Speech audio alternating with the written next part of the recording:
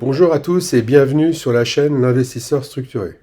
Nous allons débuter aujourd'hui une nouvelle série de vidéos qui auront pour objet de présenter donc les actions du CAC 40. Aujourd'hui, nous allons voir l'action Accor. Tout d'abord, donc un petit disclaimer. Les informations partagées sur cette chaîne sont présentées à titre purement informatif et éducatif. Elles ne constituent en aucun cas un conseil en investissement, une recommandation financière ou une incitation à trader. L'investissement sur les marchés financiers, actions, cryptoactifs, comporte des risques élevés de perte totale ou partielle du capital investi. Les performances passées ne garantissent pas des résultats futurs. Vous êtes seul responsable de vos décisions et devez effectuer vos propres recherches ou consulter un conseiller agréé avant toute action. L'investisseur structuré décline toute responsabilité pour les pertes subies. Donc Accor, nous allons faire une petite présentation de l'entreprise. Donc l'aventure Accor, elle commence en 1967 lorsque Paul Dubrul et Gérard Pélisson ouvrent le premier Novotel à Lille, posant ainsi les bases de l'hôtellerie moderne. Officiellement devenue le groupe Accor en 1983, l'entreprise est aujourd'hui le leader européen de l'hospitalité et un géant mondial avec plus de 5500 hôtels dans 110 pays dans le monde. Sa force réside dans un portefeuille diversifié de 40 marques, allant du luxe prestigieux comme Raffles et Sofitel au segment économique comme Ibis et Mercure. Au-delà des chiffres, le groupe se réinvente l'hospitalité augmentée, mêlant innovation digitale et engagement durable. Avec plus de 290 000 collaborateurs et son programme de fidélité Hall, Accor ne se contente plus de loger des voyageurs, mais façonne l'avenir du voyage à l'échelle globale. Alors, première partie, nous allons parler donc des retours sur capitaux. Donc, un ROIC à près de 7% et un ROE dépassant les 10% sur la dernière année montre qu'Accor a réussi à rebondir et à générer de la rentabilité après des années complexes. À droite, le ROIC, c'est-à-dire le retour sur le nouveau capital investi dans les rénovations et dans les acquisitions. Donc si les retours sur 5 et 10 ans affichent des pourcentages astronomiques, supérieurs à 100%, cela reflète un effet de base. Donc Accor revient de très loin après des périodes de pertes massives, comme pendant le Covid, où le capital investi initial était très déprécié. Donc si la dynamique de court terme est positive, les moyennes historiques du ROIC et du ROE restent faibles, pesant sur la valorisation à long terme. Le rebond, il est là, mais la rentabilité structurelle historique doit encore s'améliorer pour assurer pleinement des investisseurs sur la durée dans un PE. Sur la partie rentabilité, donc Accor affiche une marge brute solide de près de 53%. Les ingrédients de base sont peu coûteux. Donc la transformation en profit réel elle est complexe.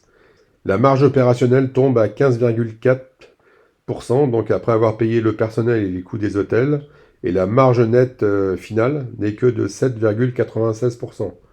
Autrement dit, pour 100 euros de revenus, moins de 8 euros finissent dans la poche de l'entreprise. Donc, Accor est peu CAPEX, donc c'est-à-dire qu'elle réinvestit peu de son chiffre d'affaires, 3,49%. Donc ce qui aide sa marge free cash flow. Donc globalement, donc cette rentabilité nette de 8% est faible par rapport à d'autres secteurs. L'entreprise est vulnérable à la moindre hausse des coûts opérationnels, donc en énergie et en salaire. Le WACC de 6,69%, donc signifie qu'Accor ne crée que très peu de valeur actionnariale excédentaire une fois tous les coûts financés.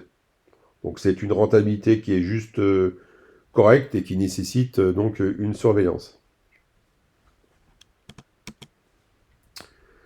Sur la croissance, donc là c'est un peu les montagnes russes. Donc on a une chute brutale de moins 31% sur un an et une croissance nulle sur 5 ans. Donc ça c'est la cicatrice du Covid donc, qui a dévasté le secteur. Donc par contre, sur 10 ans, Accor affiche tout de même une croissance annuelle moyenne de 14,6%. Donc c'est la preuve d'une capacité de récupération à long terme. À l'avenir, donc les analyses prévoient une croissance du chiffre d'affaires modérée, 5,68% par an. Donc, mais une explosion des bénéfices, donc plus 22,83%. Donc c'est un scénario de levier opérationnel.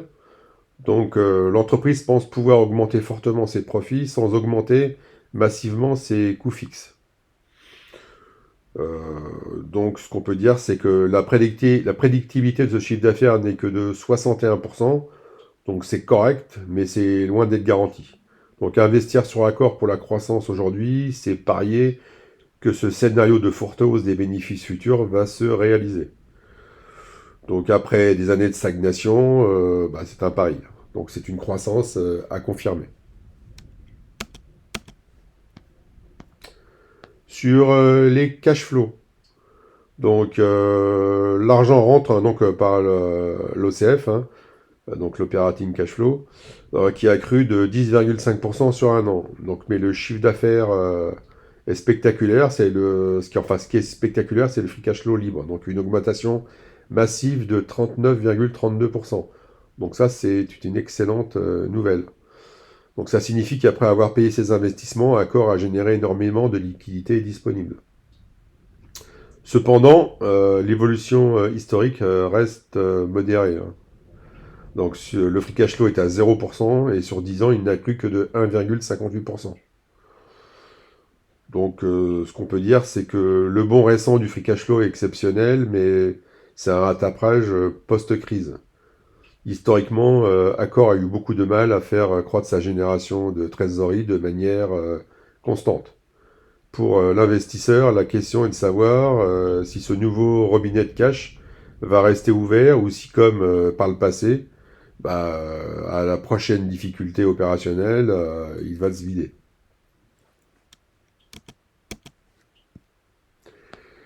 Sur les dividendes, le dividende croît de manière modérée sur un an, plus 2,57%, et sur 10 ans, plus 4,86%.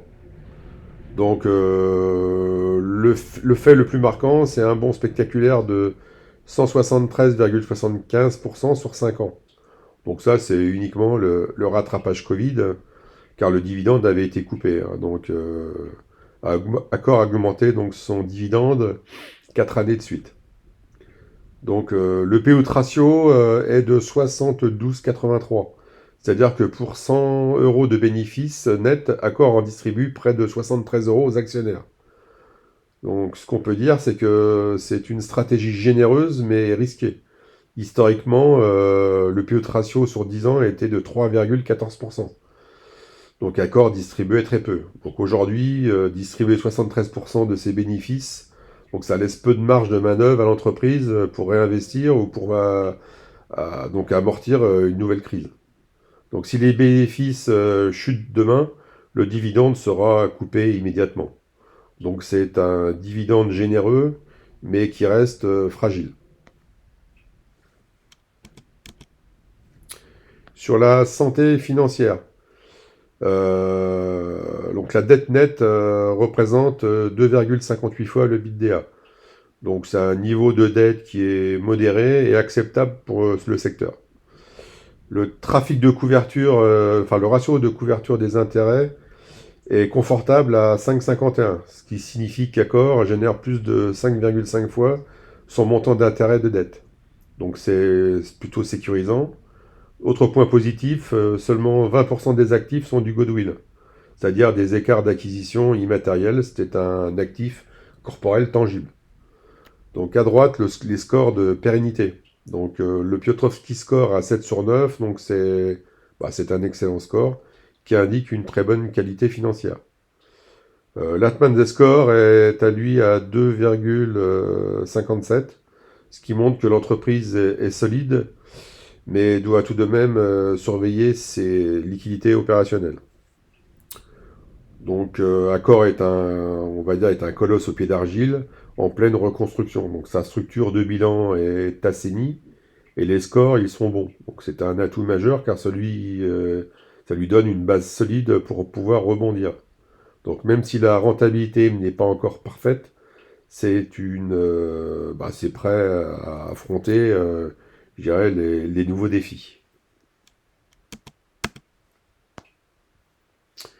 En conclusion, en conclusion, ce qu'on peut dire, c'est que les points forts, donc on retient une santé financière qui s'est considérablement assainie, avec un Piotrowski score de 7. La génération de cash est le signal le plus positif, donc un bond de 39% du free cash flow sur la dernière année. Donc ça prouve que la machine redémarre très fort. Donc attention aux points faibles. Donc la rentabilité reste structurellement faible, hein, donc autour de 8%. C'est une entreprise qui a peu de marge d'erreur. De plus, le dividende, bien qu'attrayant, consomme 73% des bénéfices. Donc c'est un taux de distribution élevé qui limite la capacité de réinvestissement de l'entreprise. Donc si la croissance future ne suit plus, les prévisions ambitieuses des analystes seront menées à mal. Donc le verdict global, c'est que Accor est une valeur de rétablissement, un rebond avéré, mais la qualité de l'entreprise sur le long terme doit encore être confirmée, hein. Donc par une stabilisation de ses marges. Donc c'est un dossier pour ceux qui cherchent un pari sur la reprise du tourisme mondial avec un risque financier désormais maîtrisé. Voilà, cette vidéo est maintenant terminée. J'espère qu'elle vous a plu. N'hésitez pas à liker, à vous abonner si ce n'est pas fait. Laissez des commentaires si vous le souhaitez. Je vous souhaite une bonne journée. Merci, à bientôt.